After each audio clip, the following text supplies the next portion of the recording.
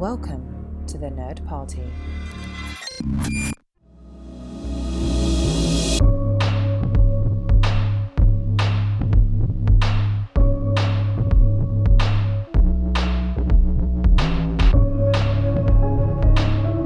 Welcome back to Houselights, our director discussion show here on the Nerd Party Network. Today, we are starting The Wing of King Arthur.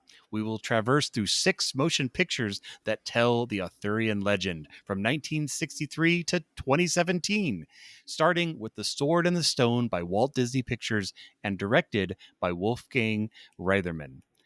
I'm Sir Darren Moser, and I'm joined by my friends groundskeeper of the Sword and the Anvil Garden, Tristan Riddell, and magician Jovial John Mills. Now, it is rare that we cover animated pictures here on Houselights, so prepare yourself for fish, birds, and squirrels in The Sword and the Stone.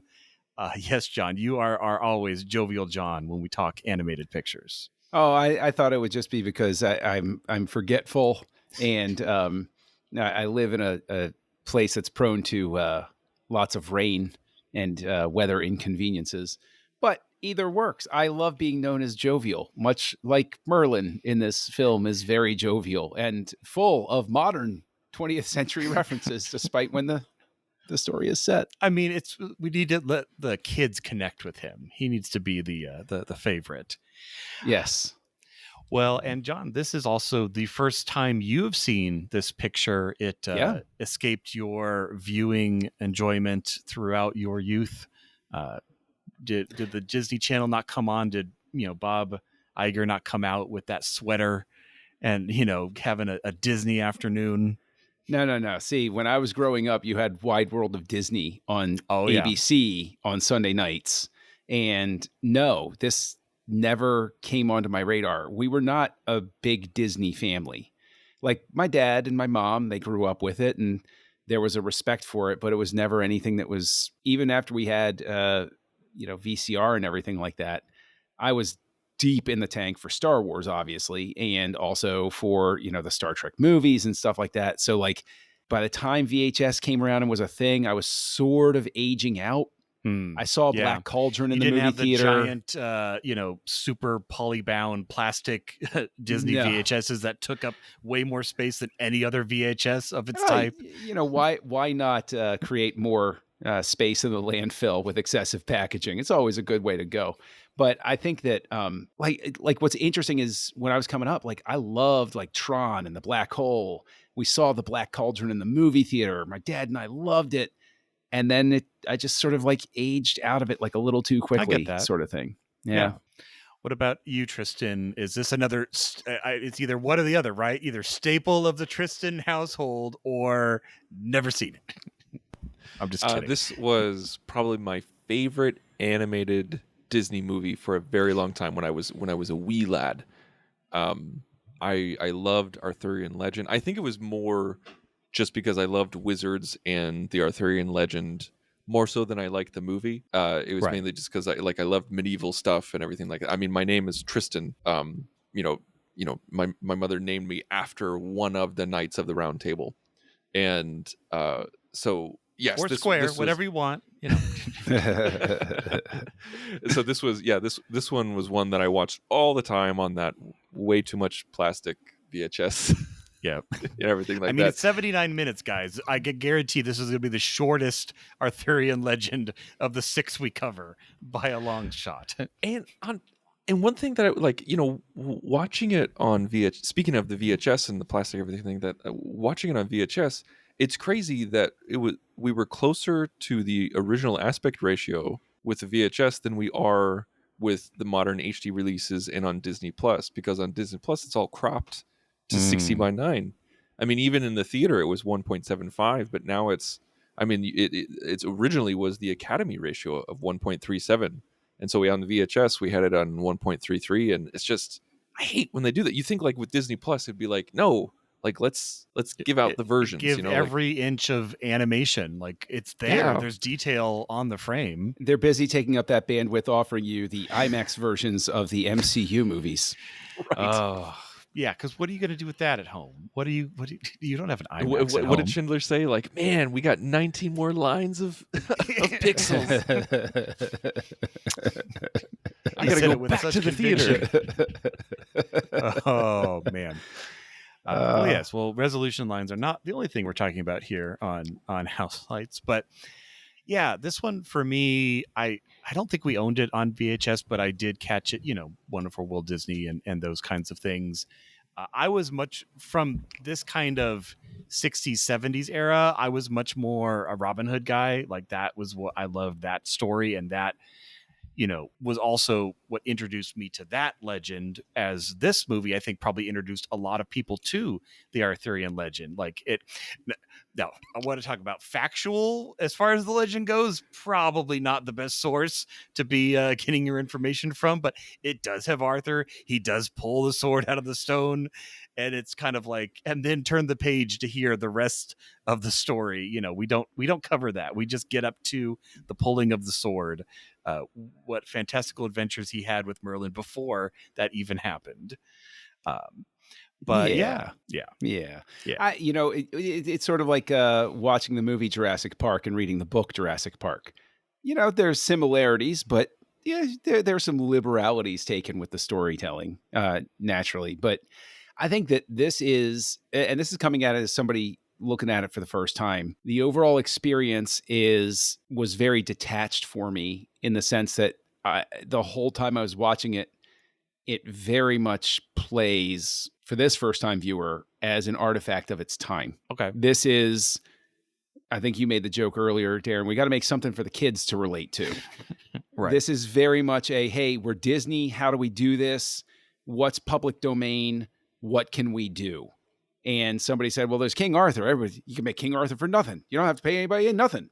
I said, okay, great. All right, let's put that into development. Just have a script by the end of the week, and let's start storyboarding this thing. Like it even has that old schooly, very hand-drawn feel, where even in some of the frames you can see some of the guide shapes still inside people's hair and stuff. So this is during the Xerox era, which is kind of that early 60s, where basically, to save costs and to speed production, instead of the process where they would take the pencil sketches and then transfer them onto like a clean cell, they instead would just draw right over them. And so and also, you'd make a photocopy and then you would draw over that one. But so, yeah, you see that in, 101 Dalmatians a lot.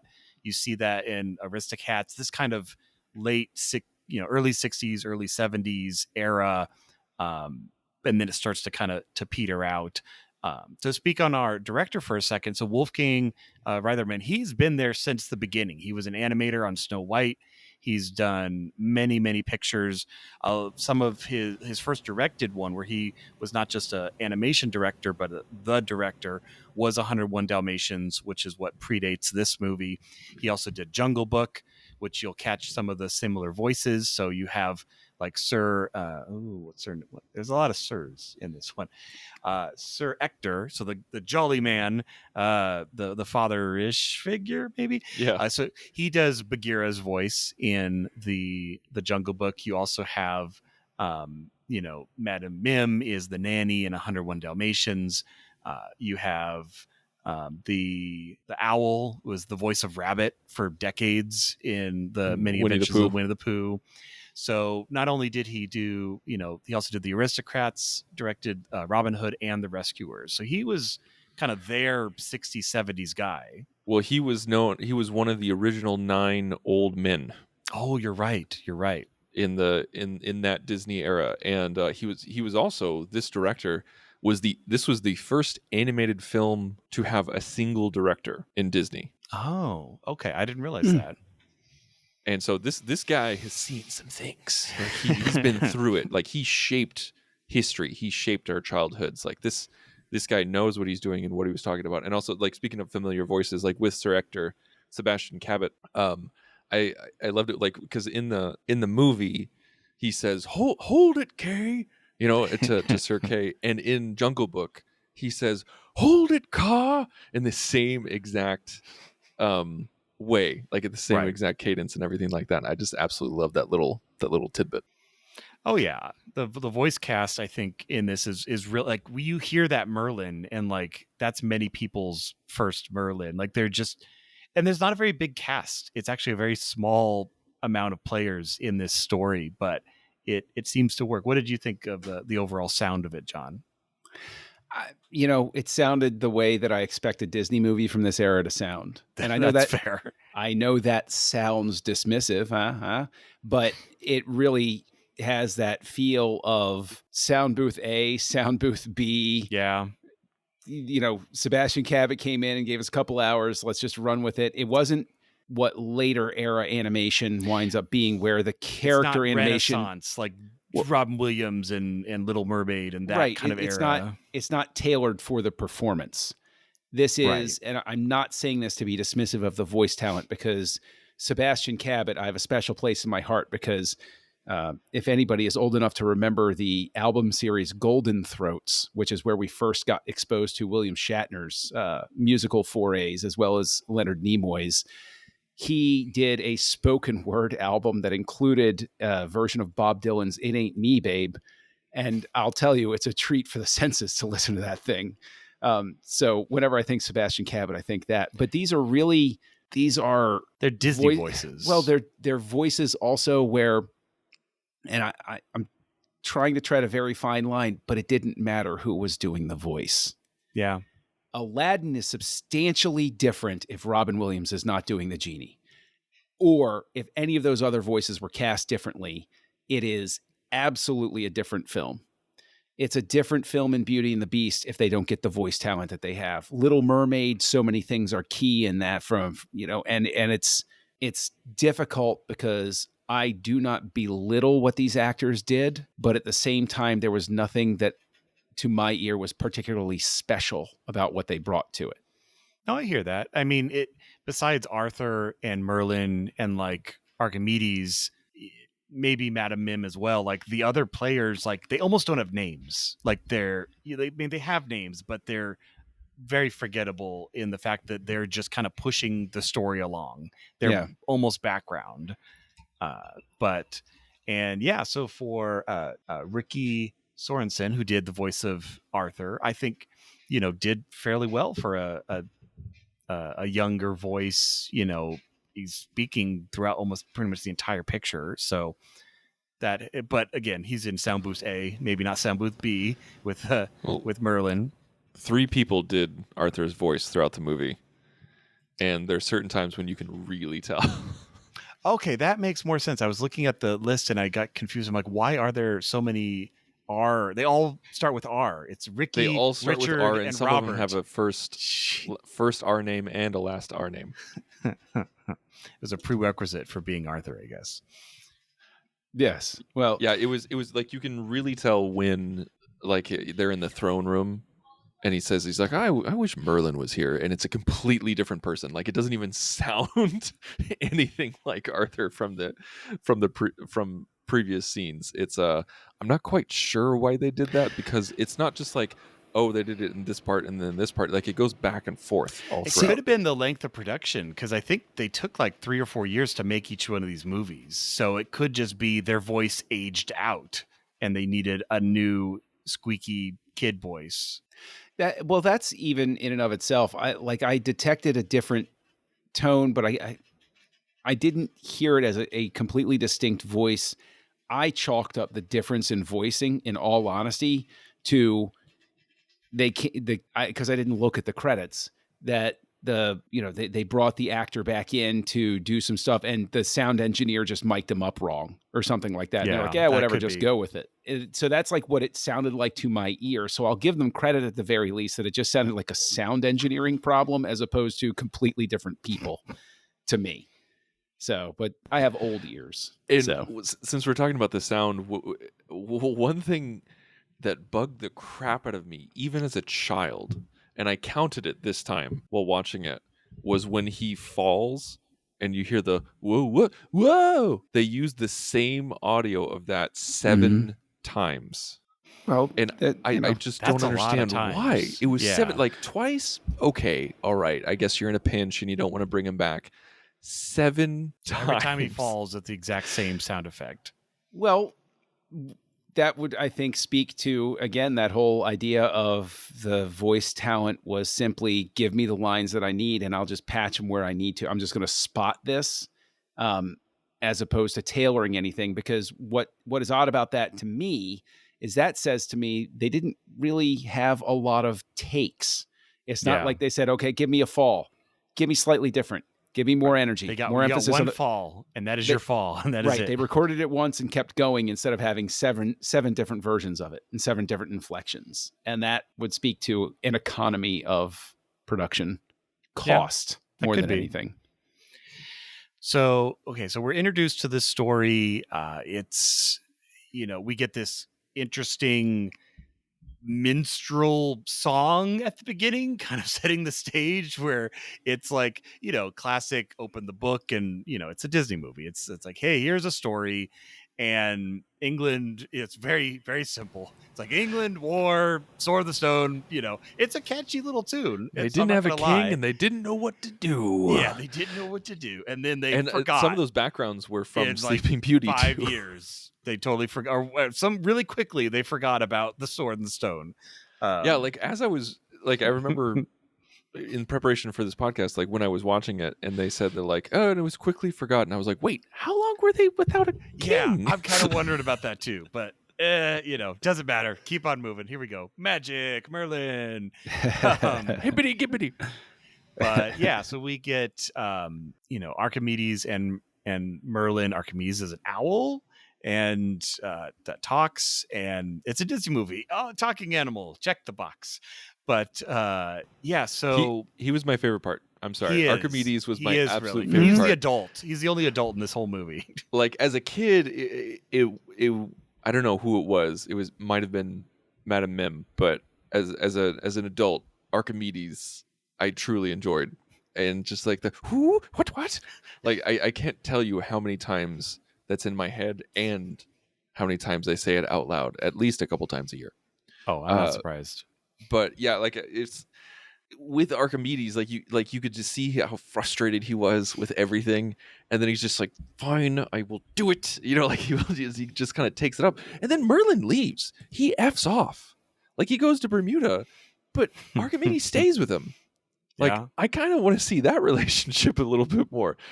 Archimedes is the one who teaches them how to fly and then sticks with them. And then, he becomes king, and he's coronated. It goes through his coronation, and Archimedes is there. Merlin's not. Yeah, they're like, okay, so your advisor is the bird. Okay, yes, sir. You pulled that sword, so sure. And I'm assuming that Merlin did some sort of spell to make him be able to talk. He's the only talking creature in this entire movie. Even the birds and fish and squirrels don't talk. They giggle, but they don't have. I loved conversations. Jenny Tyler's performance as the little girl squirrel. I loved it. She's like, I'm a sucker for that every single time. Yeah, just all the Mickey Mousing. It's I'm not actually saying something, but you can tell I have thought. Yes, it's an interesting sequence. It was a little odd because I don't know if this is a sign of the film not engaging me entirely, but I'm sitting there in my head because I'm old now. Fine, I get it, and my brain goes in weird directions. You should have watched with young children to really get a feel for it. I promise you, first and foremost, my 2 oldest are teenagers. That ain't. Well, I'm happening. not saying I don't think you had an option, but even my youngest would have not dug this. This is not her speed whatsoever. But that whole squirrel sequence, I get what they were going for. It's a cutesy, boys and girls fall in love sort of thing. But it was so weird because I was sitting there and I was like, Merlin, I'm going down the moral implications of she's a squirrel at the end of the day. He's still a human. Okay. I want to bring that up. Okay, John, because you texted me about this as you were watching it. And I hadn't seen it. What was the text? I need to know. We'll give you a feel for it. Okay, give me the gist. The gist was, and I'll phrase it appropriately. Is it morally appropriate for an old man to push a young boy to have sexual relations with a squirrel, even if he is a squirrel temporarily himself? Oh man, So the real it's a fair question. It is a fair It's question. a fair question. That is a fair question, and that's the thing, though, is that like, man, I don't remember that, and so as I was watching it, I was really looking for it, and I think you completely blew that out of proportion, because I did. I was looking for it because like Merlin, he doesn't say, "Oh yeah, go in the back and like show this little girl squirrel what for." He's just like she doesn't know. She's like the Merlin animal. just said she doesn't know, and he just kind of uses it as a jumping off point of saying like like love is a powerful thing, and everything like that. He didn't say like give it to her. Now, that's true. And the thing is, I'm glad you bring up the text message because I was just kidding around, but it's good that we bring it up here. Because it's one of those things where like you look at it, it's like, at the end of the day, though, like the emotional torment that little girl squirrel winds up feeling at the end of it, like they're a little too. She's heartbroken. Like, it's a little too effective here. And they hang on it. Like they don't just hand wave it away. Like they're like, oh yeah, no, we did some stuff to this little girl squirrel. Like she's not going to need therapy. Yeah, this little girl squirrel is probably never going to find a boy squirrel to settle down with. She's going to die alone. They find one and then they stick with him. So it's like, sorry, you picked the human for the hour he was a squirrel boy, and now you're out of luck. Well, despite what John claims, they never consummated the relationship. So I think she'll be able to find something else. Okay, see. This is where my sense of humor always gets me in trouble. But also, like I even feel bad for the was it a barracuda that goes after him as a fish? Because it's what it's pretty much a barracuda. It's a giant. It looks like a fish. barracuda. I think it was just a pike. Yeah. Okay. Whatever. It's like asking me to name what type of tree it is. I'm like, scary fish, barracuda, sure. It's one of those things where like even the barracuda, they're like the thing's just doing what it's supposed to do. It's nature. And if you're gonna be an idiot and turn yourself into a fish and make yourself vulnerable to predators, I mean, hey, look at the draw, man. And Merlin is like, nope, you got to figure it out on your own. I can't help you. Okay, you've never been a fish before. You got to figure out how to get through. It was the weirdest set of trials I think they could have come up with. It was. And it's. I'm just being funny about it. Obviously, it's done intentionally and for the laugh and everything like that. But it's, again, I think it's one of those things that just leaves it as a product of its time more than anything else. At least the bird one makes sense with Archimedes, like, because he takes over that, and like that actually makes sense.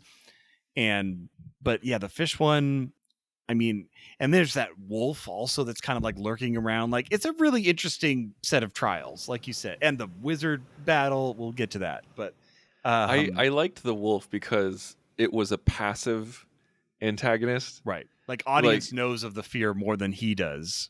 Right. And he was just kind of an oaf.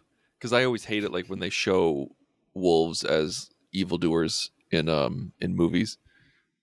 Because wolves will just straight up leave you alone if you leave them alone. But with this one, it was really much just going for the joke, and he was just opening his mouth hoping that he'd get a morsel of something, and he's just like, shucks. Now, see, that's humor that works for me. Yeah, that's the type of humor that's me as a little boy sitting with my dad, and we would have laughed at something like that. That is absolutely up my alley. I love that sort of thing. I agree with you. The wolf works very well because I think that it's nice that they bring it through as well, so that when he's a squirrel, the wolf shows back up, and so the wolf isn't pursuing him per se. It's just the wolf is, Wolf's having a bad day. He's trying so hard, and you feel for him. Yeah, he's not trying to be a jerk or anything. He's obviously a little undernourished here, and just trying to get a meal. Yeah. So I would love to ask you guys about the structure of this movie. And I know that it feels so weird to have this intense of a conversation about, an 80-minute kids movie. But I was, this movie is so different in memory than it is in execution, I think, for me, because nostalgia-wise, I was just like, oh, the Sword and the Stone, the Legend of Arthur and Merlin, it's so fantastic. And then when you watch this movie, the meat It's not of it, really that. it's not that. It's not that story at all. The meat of it is just him becoming a fish and then becoming a squirrel and then becoming a bird. Like that's the story. That's the movie. And then it ends with a wizard battle, essentially. And the Arthurian stuff is just literally bookends. Yes. And I mean, Merlin you isn't even almost- there for the whole sword and the stone part. You almost get, would you even go so far as to say protagonist confusion of Merlin? Like, Arthur is kind of just along for the ride. He doesn't really guide his own destiny for the majority of this movie. I would say structure-wise, it's a movie that I would say that this strikes me as standard for what I would classify as the lesser Disney films, which is it's just a collection of gags. It's what can we do They to thought get of the some sequences giggles. of the transformation first, and they're like, Right. how do we fit this into the Arthurian legend? They're not trying to tell a story. They're trying to do some spot gags. on. That's so spot on. That's exactly what this is. It's a collection of moments. It's a collection of gags. But the thing Even is, the wizard battle doesn't make. What does that have to do with Arthur? That's gag number 4, and Yeah. you know, and the laundry or the dishwashing sequence, and the like. Every bit is a bit. Yeah. That wizard battle, I freaking love wizard battles. Give me a wizard. It doesn't even matter if it's a part of the story or even if it's a part of a movie. If they put a wizard battle in Driving Miss Daisy, I would be like, yes, that's what we need at this moment. So I absolutely love this one, and I think the animation was just next level they're for its flexing time on that. Yeah. And it's because it's just the way that they keep the characteristics, the color, just the instantaneous transitions. It was so good. I love that bit. But one thing, like Darren, you talked about how John would have benefited from watching it with a young kid. I watched it with my 2-year-old. Okay. And we don't show her that much TV or movies because honestly, she doesn't really have that much interest in movies and TV. And if we do watch something with her, she'll stay for like 10 minutes and then go and play. Yeah. She watched the entire movie with me. It's the first time it was she's right watched, in her spot. Yeah. Yeah, like this. I feel like this is probably the first time she's ever watched an entire movie from beginning to end. And I mean, her eyes were glued on the screen the entire time. And I think honestly, it was because it was a collection of gags. It was a collection of bits. It was that thing. Like, is this a great story? No. Is it well written? No. Is it well voice acted? No. Is it animated beautifully? Yes. Is it entertaining for a child? Yes. And I think that's the thing, is that like we need to put that kind of thing in perspective. And also, this was made for $3 million and earned 12. I mean, that's huge. Yeah, no, it earned it had a lot of re-releases back then. Okay. So it earned 4.75 on its initial release, and then 2.5 when it was re-released in 72, and 12 when it was re-released in 83. So it all added up to like 22. But still, a 4.75 over a $3 million budget is still like, that's almost doubling your money. So that's not quite doubling, but it's profitable. You might want to check that math again there, Darren. Yeah, I use wizard math. It just does whatever I want it to do. But the thing is, this is from the era, obviously pre-videotape and everything. So all you need to do is knock it out, and so long as it makes more than its budget, right? And you're if you re-release justified in every having a 10 couple years, right? and you get another couple million. Oh yeah, I saw that when I was 3. Is it any? Oh, I can take my kid to go see it, and it's the same thing that they do now when they have the 2 rare re-releases of things, where it used to, I mean, Disney, it was great. I mean, this year is the 60th anniversary, so they could release something. They will probably do something this December. Well, not this December. Highly doubt it, because Disney's movie division they're run by just fools. But I think that there's I mean, the first time I saw Fantasia was in the movie theater because it was the Disney Vault and they opened it up, and my dad was like, "Oh yeah, we'll go see Fantasia in the movie theater." Oh my gosh. And I still remember the row I sat in, and the friends that we took, and how mad my dad got because I kept having to go to the bathroom every 20 minutes. And that's probably why I developed a whole thing about not going to the bathroom during movies. But then there's this whole thing where, so long as it's not a complete flop, like it costs $3 million and then you make $1 million back, you can bring it back every so often. And there you go. This is I hate to put it this way, but this is basically a straight to video philosophy before video came out. We need something where we can re-release it every so often in the lean months when we don't have a new release, just to keep our name in people's brains. Yeah, and it's got and it's very formulaic. It's got catchy Disney songs. It's like you were saying, Tristan, it's very brightly animated. I mean, Merlin's always in blue. Madame Mim is always in pink. Arthur's always in like orange or red. And it's like boom, boom, boom, primary colors. And again on the wizard duel, I love that Merlin always has his mustache or beard, and Madame Mim always has like her hair, and no matter what type of animal she's becoming. And again, that's just, I think, a really big animation flex of the creativity of that sequence is really, really well done. You're like, oh, what are they going to make next? And Madame Mim's like kind of has the upper hand for like the vast majority. She's picking the stronger animals and the bigger animals. And then at the end, he gets her with a germ, which is hilarious. We just learned clever. what those are in 1963, so it was great. Put it in the movie. I'm just kidding. I don't know when that happened. But. Did any of you guys actually read the book, The Sword and the Stone? Nope. Okay. It's just like this, right? Like line for line. No. Well, I mean, like, okay, so in the book, Merlin does transform Arthur into animals. Oh, okay. There's something. So it wasn't an invention of the movie. I mean, the bird that I think it was something like it's like a rabbit or a badger or something like that. Like right. They streamlined and Disneyfied it, but they streamlined and Disneyfied and everything like that. I think he was a duck at one point or a goose. But they also went on human adventures too, and but the whole Sir Ector stuff and the Kay stuff was very similar. Like he was just like, oh, he was a squire. They went to London, and he's like, oh my god, like I forgot his sword, and right.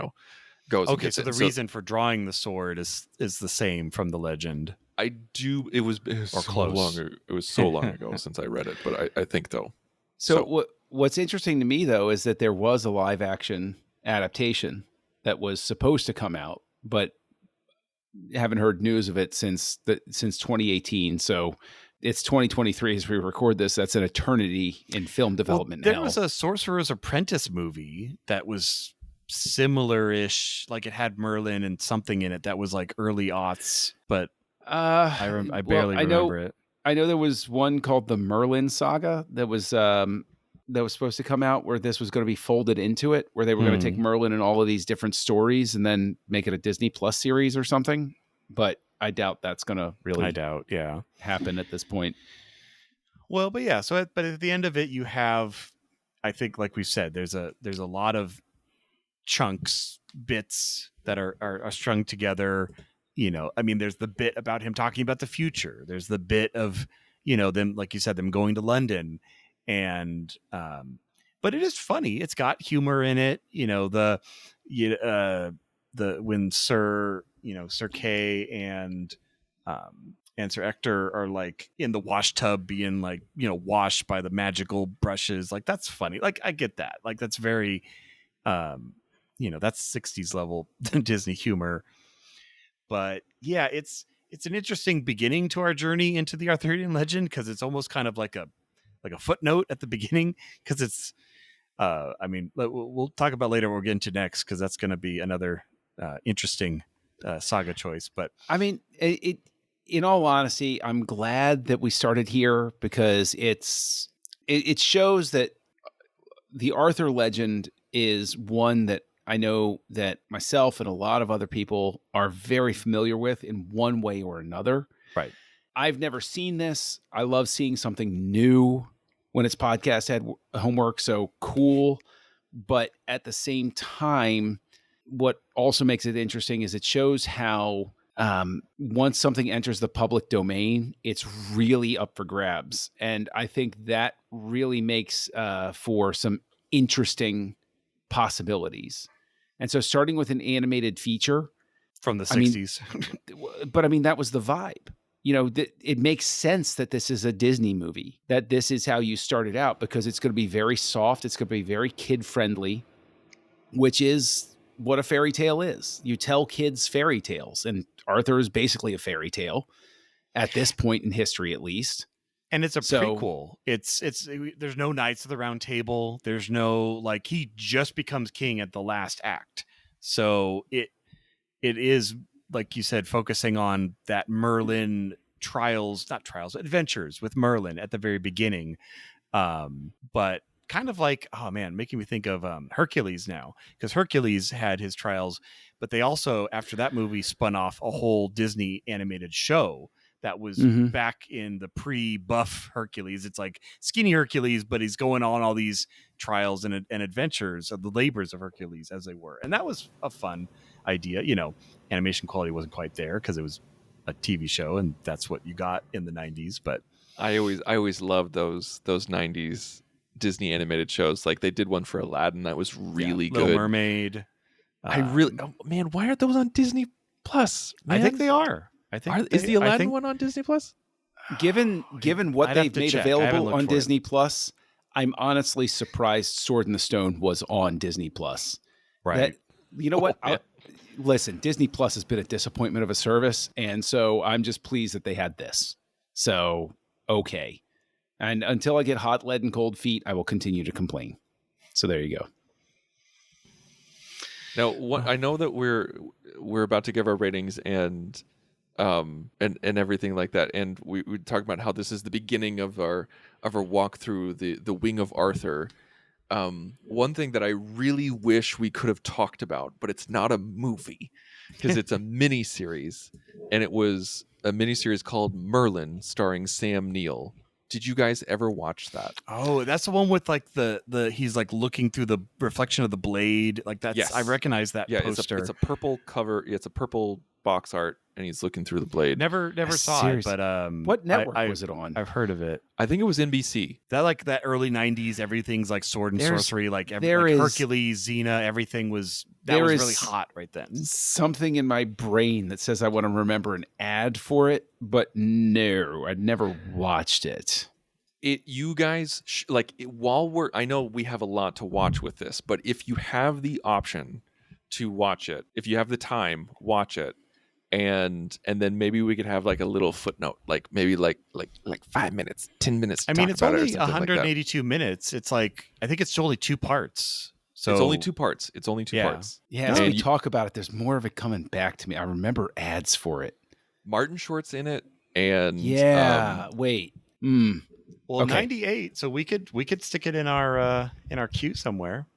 But it's not really a. No, it's not a motion picture by a director on a topic. So, yeah, let's, maybe when we summarize at the beginning of the next episode, we can just try to touch on like that. Like, honestly, I think you guys should. It came out in 1998, and if you guys connected more to the Merlin side of this story, because that it's very much a Merlin story than an Arthur story. It's very much a Merlin story, but it does the Arthur story very well. And I think that's why I would love for you guys to watch it, and we could just talk about it a little bit, just for in contrast to some other stuff that we're talking about. John Gielgud's in it? Mm-hmm. Rutger Hauer is in it. Miranda Richardson, Isabella Rossellini. Helena Bonham Carter? She does a great job. Okay. I don't know why I didn't watch this. Oh, wait, 98? Okay, I know why I didn't watch it. All right. It's genuinely good. So if anybody who's listening to this, if you have the option to watch it. It's on iTunes. I had the VHS, but I also have the iTunes one. So yeah. Anyway, just wanted to say that. No, that's a great idea. Yeah, and I mean, like you said, this is a good time to kind of dabble into that as we're kind of slowly getting the ball rolling with the Arthurian legend. But this was fun. I'm glad we got to discuss this. We don't get to talk about animation or Disney very often because it just doesn't really come up with our choices. So, and I'm glad, John, you got a chance to see it for the first time and, check that box on Letterboxd. Mm-hmm. So, John, any other final thoughts or your final ranking on The Sword in the Stone? Did you ever go to Disneyland and try to pull it out? Disney World, of course. Yeah, it's right in front of the carousel. And of course, there were a couple of photos where I didn't need to see the movie. It's like, were you ever picked as King Arthur. Big guy to try that never succeeded? No. Aww. No. We always planned, whenever we had an annual pass, that would be a gift from Grandma and Grandpa. Like we would go and it was never during showtime. It was always very, Aw. we would always sneak up. It's like, oh, look, picture time. Okay, go. I never got the sword out of the stone. Very disappointing. But my final rating, and I'm prepared for the hatred here. It's okay. It's a 2. I'm not going to revisit this. There are some cute moments. There's an emotionally traumatized squirrel that I'll never forget. And the wizard battle's pretty good. But not a classic. There's I'm not. like, okay. It's really not. It's a 2. All right, Tristan, pop up with that old VHS that you know you have 3 copies of. I know it was a little more of a classic to you, but overall, as we were beginning our Arthurian legend, how do you rank The Sword in the Stone? I think I give it a 3 because of the intended audience. I'm really trying to focus on the intended audience here, because this was not built for us of today. Like, this wasn't built for 2023 adults. This was built for young kids, and this was made in the 60s during the Xerox era. And I probably would be saying something different if I didn't watch it with my 2-year-old, who was just enamored with it, who is not enamored with anything on the screen. And so I give it a 3 for that reasons. But I'm, like, as an adult looking at it from story structure and looking at it from a production standpoint, besides the animation and everything like that, I'd probably lean more towards John's rating, but I'm giving it a 3. All right.